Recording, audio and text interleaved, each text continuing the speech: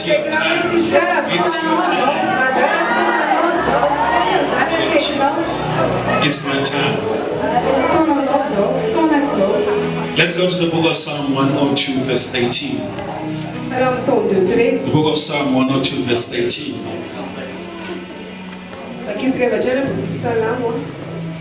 As you receive the word of God this morning, you will be touched by the Spirit of God in a special way.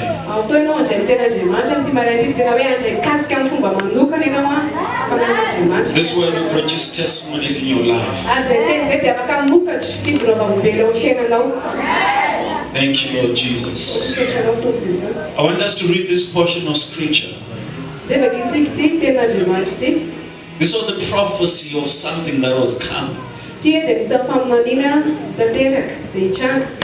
And he had to tell them that the time had arrived. You see, sometimes when you look at prophecy, it can be so relevant in that time and also being relevant in our days.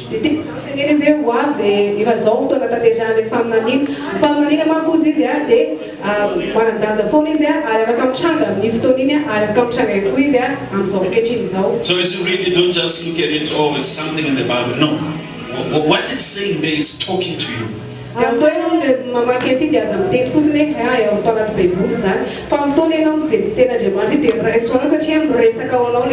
you ready now? Psalm 102 verse 13. Let's read it together.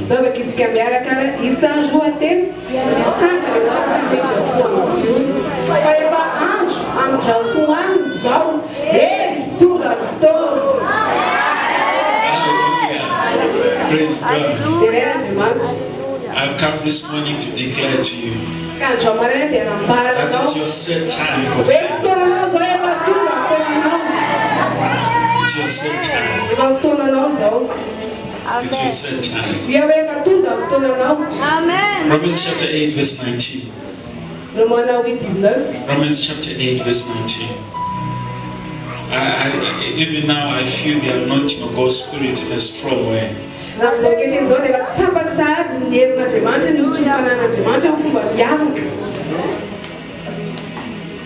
Romans 8 verse 19.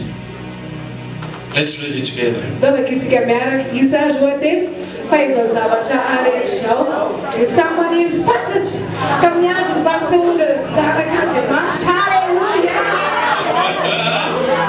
We are the answer to that portion of scripture. We have arrived now. We have arrived. Matthew chapter 5. Matthew chapter 5. We'll read from verse 14. Thank you, Holy Spirit. Let's put this.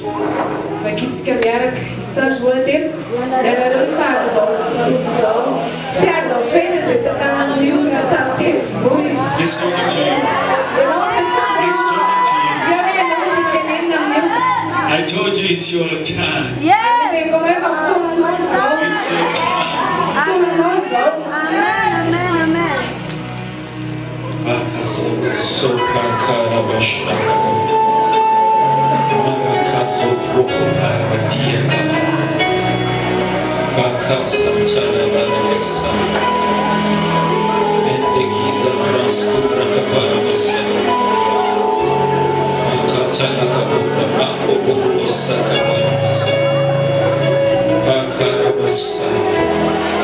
Thank you, Lord Jesus.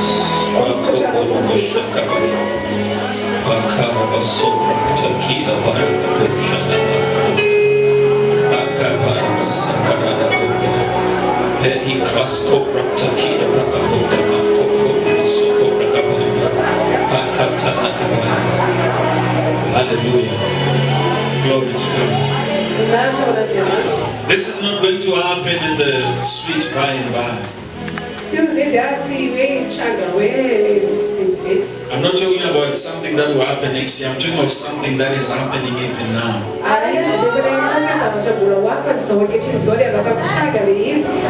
The glory is here now. The power is here now.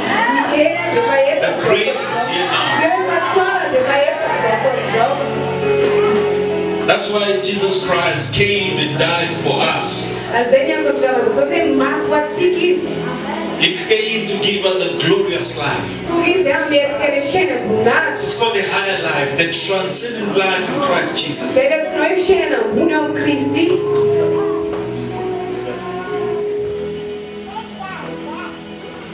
He came to give us the presence. When we sing, we are not trying to say, oh, we come into the presence as though we're coming from somewhere else. I'm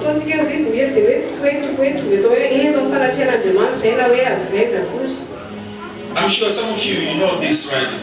Especially, if you grew up going into, I don't want to mention the church, but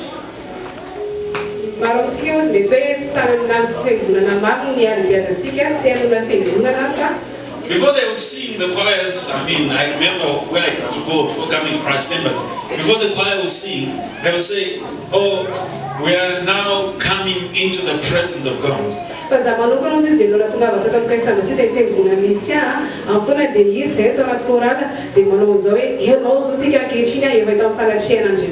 If you're coming into the presence of God, where have you been all this while?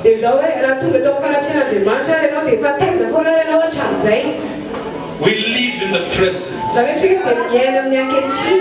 you understand? It says we are going to Mount Zion. Is that what it says? It says we'll come to this Mount Zion when we pray and fast. Is that what it says? No. It says here, come unto Mount Zion. That's where we live. So we are no longer marching to Zion. We live there now. That's why I came to declare to you a word that it's your time. It's not something that will happen in the sweet by and by. It's happening right now.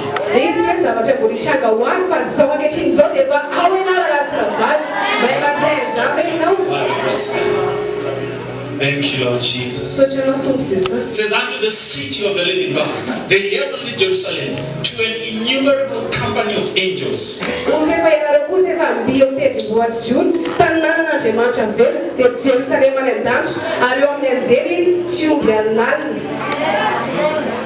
He calls it the city of the living God. The city of the living God. It says, to a innumerable company of angels. I'm surrounded with angels.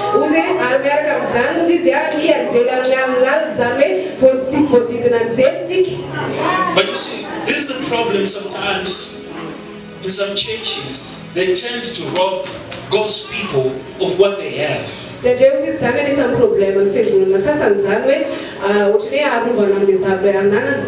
They make it look like it's only the pastor that hears this thing, the pastor that can pray, the pastor that can do these things. It's available to everyone as a Christian.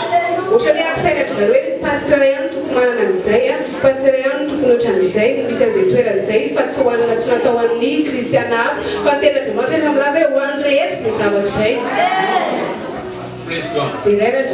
Hallelujah. Hallelujah. You know what that means? It means God has made us miracle workers. When something happens at home, before you call the pastor, you begin to demonstrate what you learned in church.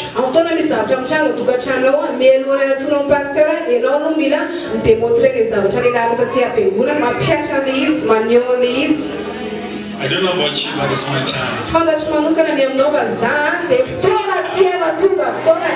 my time. Hey, the set time to favor Zion. Thank you, Lord Jesus. I'm going to share with you 5 points. Talking about this your time. I want to bring certain thoughts to your understanding. Acts chapter 22 verse 14. Acts chapter 22, verse 14. 22:14. Asan'ny apôstôly 22:14. Let's read this. Tonga miaraka isazy roatelo ary hoy izy Andriamanitra niraza-tsika efa nanendry anao ahafantatra ny sitrapony sy ahita ny ray marina ary hainy teny aloky ny vavana. Something was about to happen. This is the story of Paul. Izy zavatra hitranga eto ary tantaran'i Paul izy. And he had an encounter. He had an encounter right there. That's what we read in verse 14. Ary teto izy dia nanao fiainana zany, izay vakitsika eto amin'ny 5:10. I'm going to give you 5 points. All those 5 points, they're coming from this portion of scripture. Ary teboka dimy zay zaraika amintsika mahakasika an'izay hoe fotoananao zao dia nety le teboka. Brothers and sisters, so much of the supernatural is about to happen in your life. Raha savavy petabe izy ny zavatra supernaturel zay hitranga amin'ny fiainanao. Have you ever told you of a story of a woman?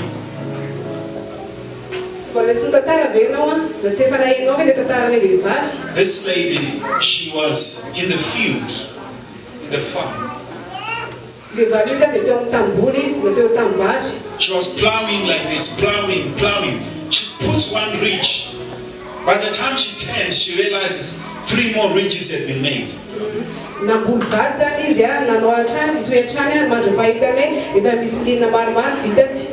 She's trying to wonder what's happening. She decides, okay, I'm going to continue. She puts another ridge. She turns, she realizes 4 more ridges have been made.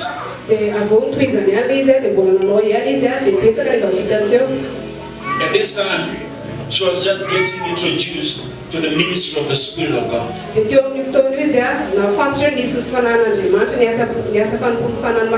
Something about the Spirit of God. That's what the Spirit said here to Paul. It says, the God of our fathers has chosen thee. Say, I'm chosen. Say, I'm chosen. That's the first thing you should understand, that I have been chosen. I'm not an ordinary person. I have been chosen. We'll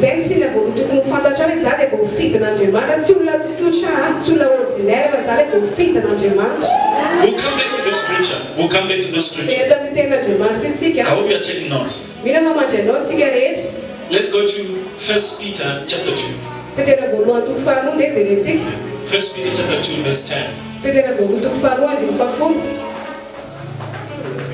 Let's read it. I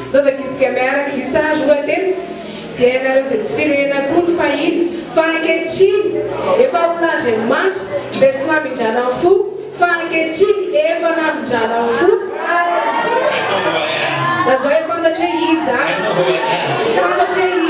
I have been chosen. I have been chosen. It says I'm a chosen generation. Brother, sister, you have been chosen. When you are chosen, it makes everything different.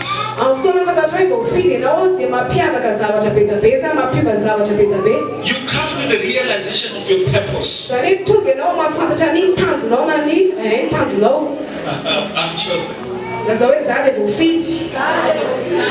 Wednesday I was giving an example. I want to give it again this morning. I want to give that example again. I'm just looking for some teenagers close by. I need 4 people to come.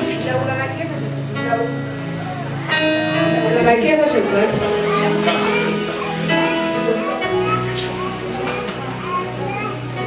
Okay, I need 1 more person.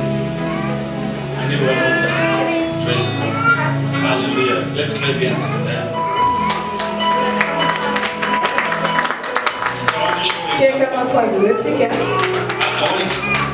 I want 1 person to stand here. And I need the second one to be here. I need the third. Just go there where there's the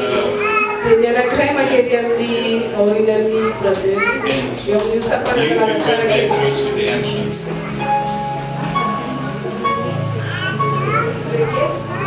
So, that's it. Yeah. Praise God. Can you see where they are? How many of you know athletics? You know athletics? Athletics where they run. Come on now, do you know it?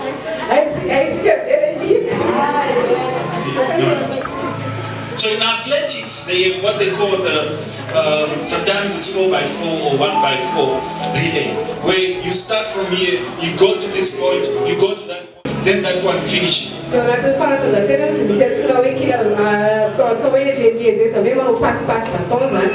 It's one of the biggest things that happens in the sporting world, something that everyone looks forward to.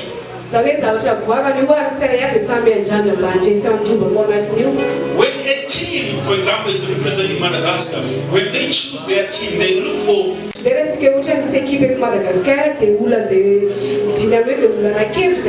the best. Now, they say this one is the starter. And she passes the baton to this one. She passes the baton to that one and then to that one. Every one of them, they are told that we are looking forward to win. They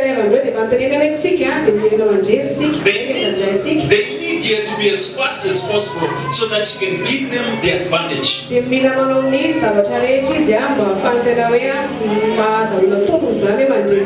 These two, all they just need to do is to maintain the momentum. But the biggest of them all is the last one. To this last one, they say, no matter what happens, you are our hope.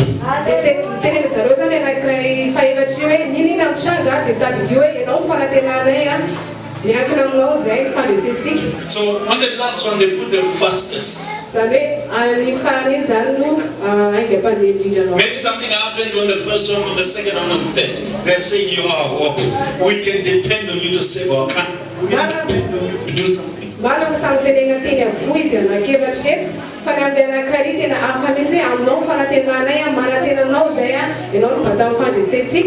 You know why? Because she's the chosen one. And that's what God did with you. One that God has chosen in this last day, in these last times. Shout amen, somebody. Thank you, thank you, thank you so much. Hallelujah. So say, I'm chosen. Number two. Let's look at it. Number two. Let's go to that scripture again. Acts chapter 22, verse 14.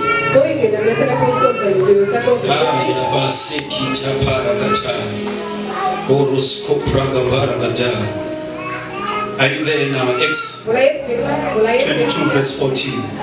Let's read it.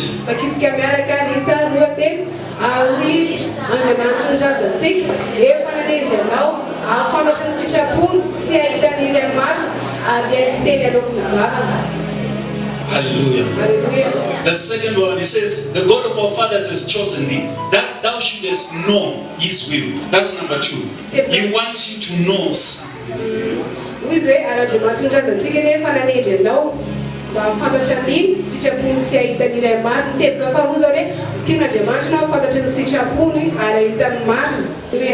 You have been chosen to know his will.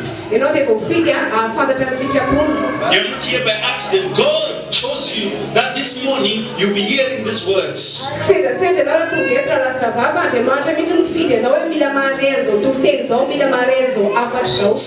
that the Spirit of God wants you to know. I always tell you, when you know who you are, they cannot tell you what you're not.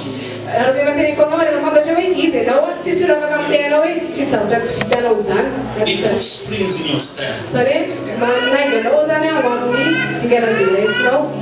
Instead of walking like, you are beaten down by life, trying to manage your life. No, it puts springs in your step. You walk bold, chest out, chin out. dia ohatr'izao fomba fandehanao manatrika amin'ny fiainana hoe ilay vakivaky ny fiainana sy ohatr'izay a fa rehefa fantatrao zany zavatra zany a tena hoe manafahasahina ianao miatrika amin'ny fiainanao ary manafaherezana.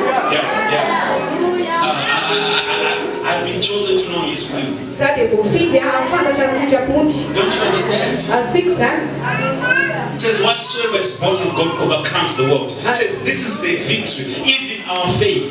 Ary ny teny izy izay rehetra naterak'Andriamanitra ozy izy a dia maharesy an'izao tontolo izao ary tena maharesy an'izao tontolo izao dia ny finoantsika fa zanak'Andriamanitra. Colossians chapter 1 verse 9. Colossians chapter 1 verse 9. Colossiens 9. Colossians chapter 1 verse 9. Let's read it. Vavantsika miaraka isa roateny anoho izany izahay koa hatramin'ny andro nandrenesanay dia tsy nisahatra mibavaka sy mangataka ho anareo mba ho fenona farana tsara ny sitrapony ianareo amin'ny fahendrena sy ny fahazavaisana rehetra avy amin'ny fanahy. Hallelujah. Hallelujah. I've been chosen to know His will. Za dia voafidy hampafaka sitrapony. John chapter 1. Voalohany. We read from verse 1. Vakitsika ny andiny voalohany. Let's read from verse 1. In the beginning was the Word, and the Word was God, and the Word was God. Izy hoe tamin'ny voalohany teny ary ny teny dia tao amin'Andriamanitra ary ny teny dia Andriamanitra. Something about the Word of God when it comes to you. Misy zavatra amin'ny fotoana tonga aminao ilay izy. Are you aware that you are born by the Word of God? Ianao ve mahafantatra hoe ianao dia nateraky ny tenin'Andriamanitra? You see, when God looks at you, He's not trying to figure out what He's going to do with your tomorrow, what He's going to do with your future, what He's going to do with your family. God is not trying to figure out those things. Amin'ny fotoan'Andriamanitra izy mijery anao tsy misaina intsony izy hoe namana hoe inandray no ataony anao rapiso, inandray no hitranga aminao ny anoavy. Listen, brother, sister, Fa ino tsara raha sy ravavy. when it comes to God, your future is history with God. Manohan'Andriamanitra no avinao izy dia tsisy miafina aminy efa vitany. What's happening now? Ary amin'izay ny zavatra mitranga ankehitriny. You are walking in predestination. Amin'ny zavatra ataonao dia mandeha anaty lalana izay efa nosoritany taminao ianao hoe izay lalanao dia mandeha anatiny iny ianao. So when you wake up in the morning, you want to say, Dia rehefa mifoha maraina ianao zany dia inona zavatra tenenao? I'll go to the right places. Nke za dia mandeha amin'ny toerana mety. I'll meet the people that I'm supposed to meet. Za dia mifanena amin'ny olona izay tokony hifanena amiko. The wisdom of God is at work in me. Fahendren'Andriamanitra dia miasa ato anaty. Romans chapter 8 verse 29. Romana 8:29. Dear Lord Jesus. Thank you, Holy Spirit. Let's read it. Vavantsika miaraka. Isa roateny satria izay fantanjaha teo no tendreny ho hitovy endrika amin'ny zanany mba ho lamatoa amin'ny raharaha maro izy. Hallelujah. Predestination is at work. Everything was finished from the foundations of the earth. Izay zavatra rehetra dia efa vita ny alohan'ny fononan'izao tontolo izao. Dikan'izay lalana voafaritra andehanantsika. So we say number 1 is what? Hoe moa teboka voalohany teo? In Malagasy. Voafidy l'Andriamanitra. Okay, number 2. Teboka faharoa. Are you ready for number 3 now? Vonona amin'izay ara ve no teboka Just do this to your neighbor. Say, neighbor, are you ready? Tonkena vetlao hoe vonona ve no amin'ny teboka fahatelo tongolo izy. Number 3 is right there. Acts chapter 22 verse 14. Let's read it. Teboka fahatelo dia amin'ny asan'ny apôstôly 22:14. It says, the God of our fathers has chosen thee, that thou shouldst know His will, and see the just one. That's number 3. Izy Andriamanitra nirazatsika efa nanendrenao ahafantatra ny sitrapony teboka fahatelo dia sy ahita ny iray marina. Zany hoe teboka fahatelo zany hoe ahita iray marina. We are saying it's your time. Can you see it?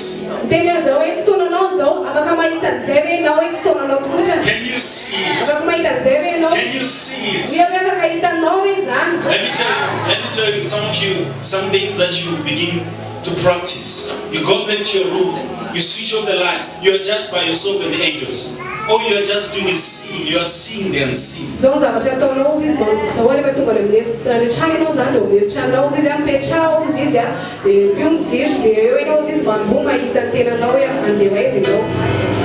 Hallelujah. Ohatran'izay ny ataonao. Glory to God. Nahatra ao an'Andriamanitra. This is why I'm in Madagascar this time. Izay indrindra mahatonga anahy tsy Madagasikara amin'izao fotoana izao.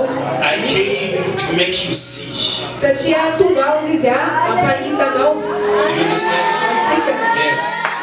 It's in the scripture. Let me show you. Ephesians chapter 3 verse 8. Efesiana 3:8. Ephesians chapter 3 verse 8. izao zay kelikely indrindra amin'ny masina rehetra no nomeny izao fahasoavana izao dia mitory amin'izay fisan'ny haren'i Kristy tsy talana. This is Paul talking. He says, I'm less than the least of all saints. But he understood that he had something. He says, but there was grace that was granted me. Paul no miresaka ozy izaho izy mikely indrindra amin'ny masina rehetra fa fantany hoe manan-javatra izy ozy fahasoavana ozy izy nomena. That I should preach to the Gentiles, the heathen, those that haven't received Christ, the unsearchable riches in Christ. Dia hitory amin'izay tilisa ozy izy ny haren'i Kristy tsy talandy. I came to make you rich. Tonga eto aho izy hampanan-karenanao. I came to make you bold. Hoe tonga eto aho mba ahafahana manana fahasahina. To make you strong. Mba tonga anao matanjaka. Look at verse 9. Jereo ny andiny fahasivy. Verse 9. Yes, let's read it. Fakitsika ary ampahazavan'ny olona rehetra mba halalana izay fitondrany zava-miafina dia ilay voafina hatramin'ny nanaovana izao tombony izao atao amin'Andriamanitra izay nanao ny zavatra rehetra. It says to make all men see. Ozy mba hampahafantatra ny zava-olona He is saying that there was a mystery. Dia hiteny izy hoe misy zava-miafina. When you read in Colossians, you don't need to go there. When you read in Colossians chapter 3 verse 27, it says there was a mystery that was hidden for ages and generations. Raha makiny Kolosiana 3:27 ianao dia milaza izy hoe misy zava-miafina ozy izy zava-fe taranaka. Hallelujah. Hallelujah. It's my time. Hoe hoe fotoananao zao. It's your time to shine. Fotoananao zao amiranao. It's your time for glory. Fotoananao voninahitra zao fotoana amiranao zao. Just now, we're having a talk show ourselves. Teo zatsika vao naheno talk show momba ny cellule. It's your time now. Dia fotoananao zany. Every one of you must belong to yourself. Tsara eva amintsika ireo tsy maintsy miditra ao anatina cellule.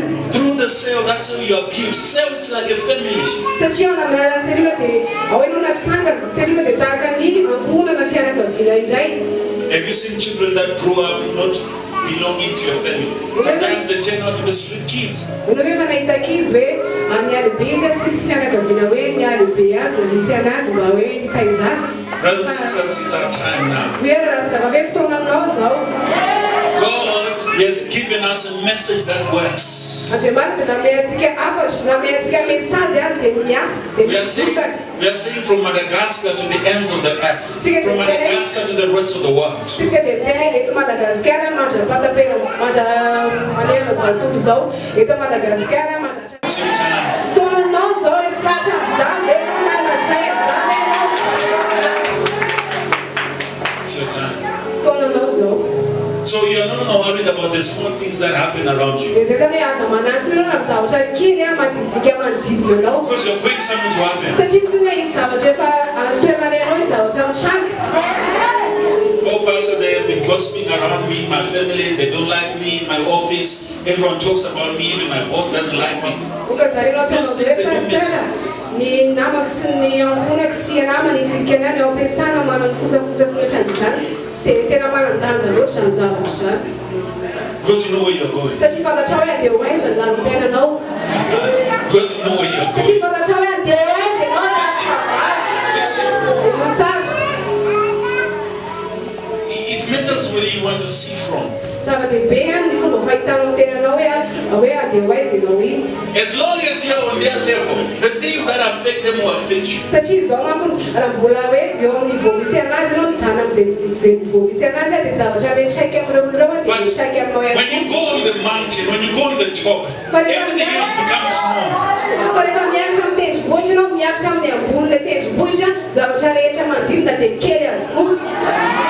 Do you know that their brothers, they grew up together, sleeping in the same room, eating from the same food, but today they no longer talk to each other because why? They are all looking forward to the inheritance of the father. So every part of the family, they are fighting against it. Fantatra hoe izy hoe misy tantarana pralahy zany, niara-taizena, niara-natoro, niara-tsakafo sy ny ohatran'izany a, efa lehibe amin'izay ozy izy a, lasa tsy mifampiteny satria nahoana satria miady eo amin'ny basany any anjara lova amin'ny ankohona na amin'ny fianakaviana. You know about these things, right? Ino efa mba mahafantatra ny tara ohatr'izay ianao. But you are bigger than that. Fa ianao a dia lehibe lavitra noho izany. You are bigger than Io hoe lehibe lavitra noho izany You are ianao. bigger than that. Lehibe lavitra noho izany ianao.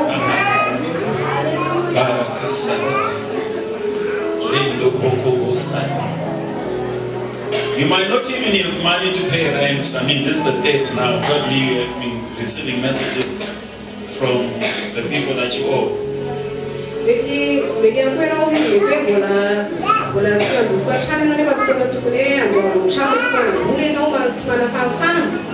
Don't worry about that. You tell yourself this came to pass. It's just for a moment.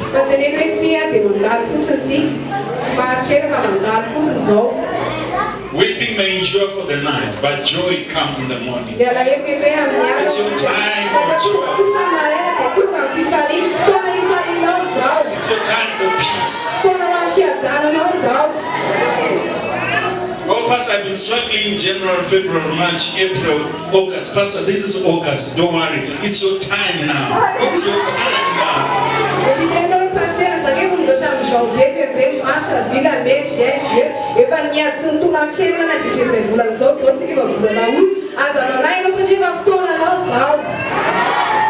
You know what Paul said? Paul said all things work together for our good. That's what he's saying. He says all things work together for our good. You know what David says? David says, the Lord is my shepherd. He says, I shall not want. At one time he said, when men came up against me, he said they stumbled and fell.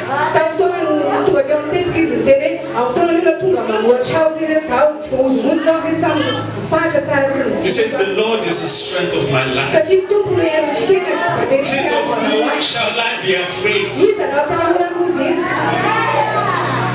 It's my time now. It's your time to grow. It's your time to expand. It's time for your business. It's time for your family. It's time for new prosperity. It's time for restoration. Yes.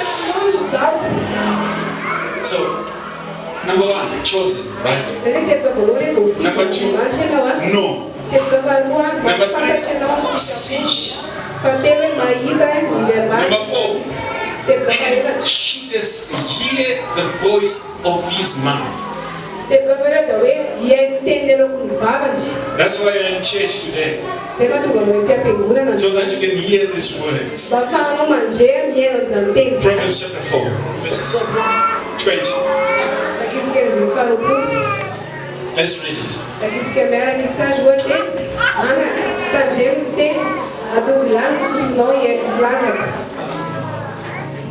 You know, okay, this is beautiful also.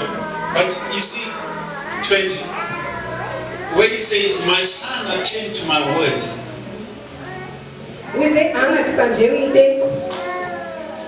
The word that is used there, it's a Hebrew word, it means mapeh.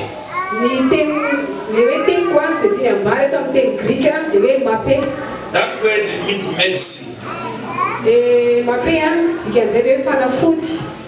It says as the word of God comes to you, it's medicine to your body.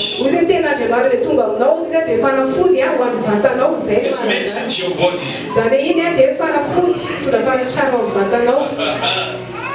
Isaiah chapter 55. Isaiah chapter 55 verse 3. Let's read it.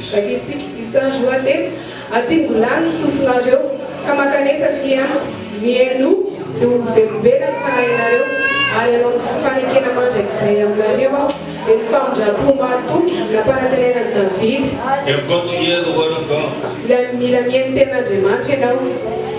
Thank you, Lord Jesus. Lift those hands towards heaven. Lift your hands towards heaven. Say thank you, Lord Jesus. Are you ready for the last one now? What's number one? Number two? Number three? Number four? Number 5. Now let's go to that Acts chapter 22 verse 15.